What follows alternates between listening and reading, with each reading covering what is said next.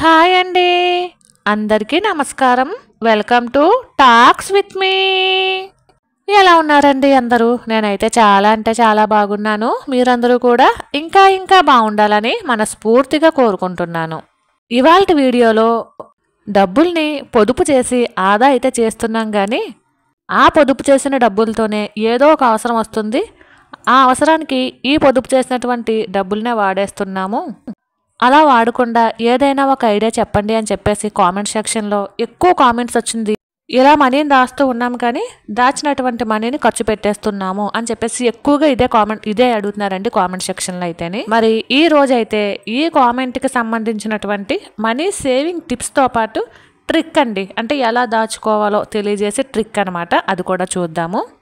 దానికంటే ముందు ఈ ఛానల్ని ఎవరైనా ఫస్ట్ టైం చూస్తున్నట్లయితే సబ్స్క్రైబ్ చేసుకుని సపోర్ట్ చేయండి. అలాగే ఒక చిన్న లైక్ ఇచ్చి వీడియోని మరింత ముందుకు తీసుకెళ్ళండి. వీడియోపై మీ అభిప్రాయాన్ని నా కామెంట్ సెక్షన్లో తెలియజేయండి.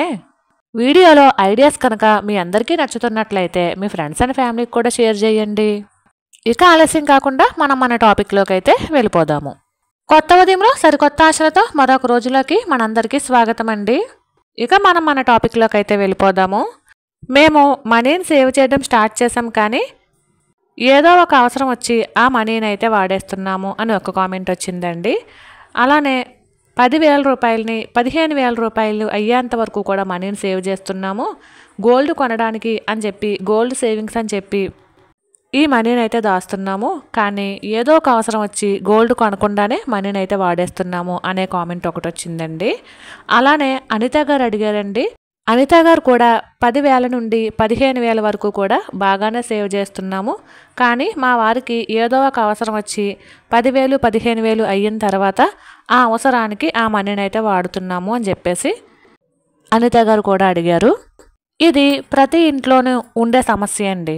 మనము చాలా కష్టపడి రూపాయి దాచి అలానే మన ఇంట్లో మన చేతికిచ్చినటువంటి మనీని ప్రతి అవసరానికి ఖర్చు పెడుతూ చాలా జాగ్రత్తగా ప్రతి రూపాయి సేవ్ చేస్తామండి.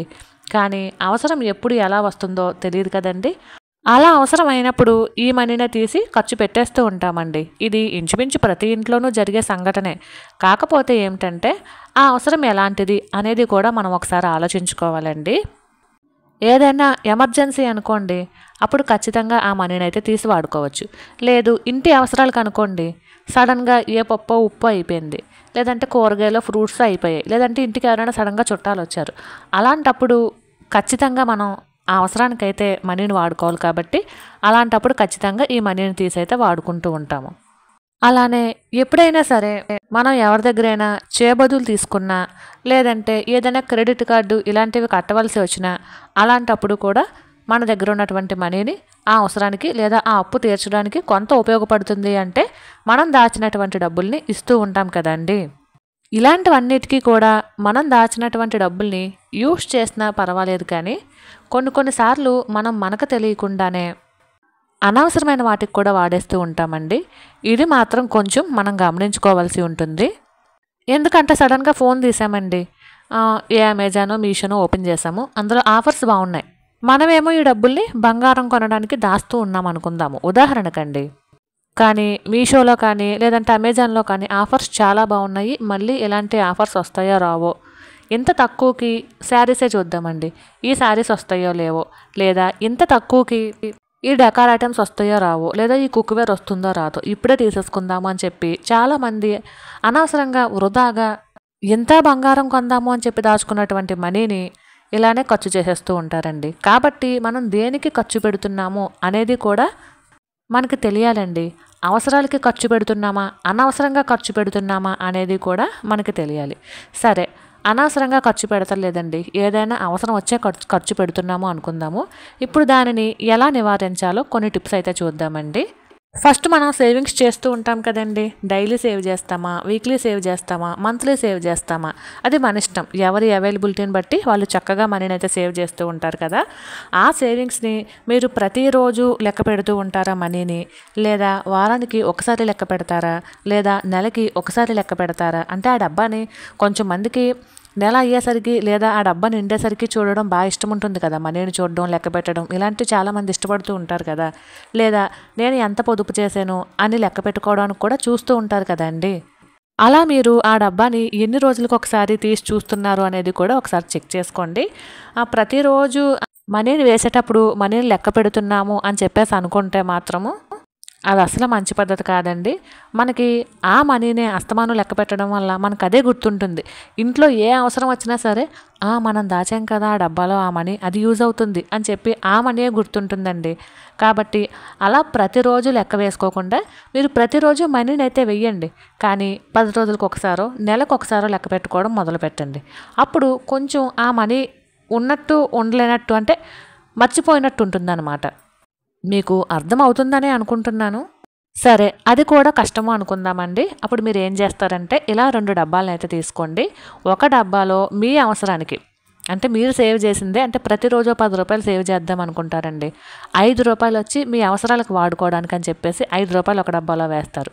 ఇంకొక 5 రూపాయలు సేవింగ్స్కి అని చెప్పేసి ఒక 5 రూపాయలు ఒక డబ్బాలో వేస్తారు.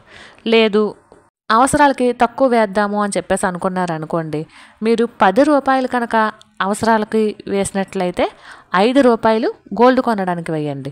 లేదు గోల్డ్ కొనడానికి ఎక్కువ వేద్దాము, అవసరాలకి తక్కువ వేద్దాము అనుకుంటే గోల్డ్ కొనడానికి 10 రూపాయలు వేసి అవసరాలకి 5 రూపాయలే వేయండి. మీకు అర్థమవుతుందనే అనుకుంటున్నానండి.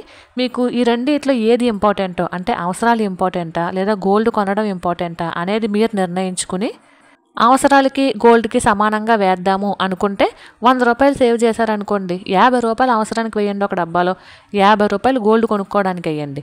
లేదు అనుకున్నారా అవసరాలు ఎప్పుడూ ఉండేవే, గోల్డే కొందాము, గోల్డే ఇంపార్టెంటు అని చెప్పేసి అనుకున్నారనుకోండి, గోల్డ్కి 80 రూపాయలు వేయండి, 20 రూపాయలు అవసరాలు దాంట్లో వేయండి. మీకు అర్థం అవుతుందనే అనుకుంటున్నానండి. లేదా మీరు ప్రతి నెల సేవ్ చేస్తున్నారు అనుకుందామండి. ప్రతి నెల కూడా ఎంత మనీని సేవ్ చేస్తున్నారు అనేది నెల అయిన తర్వాత ఒకసారి లెక్క పెట్టుకోండి.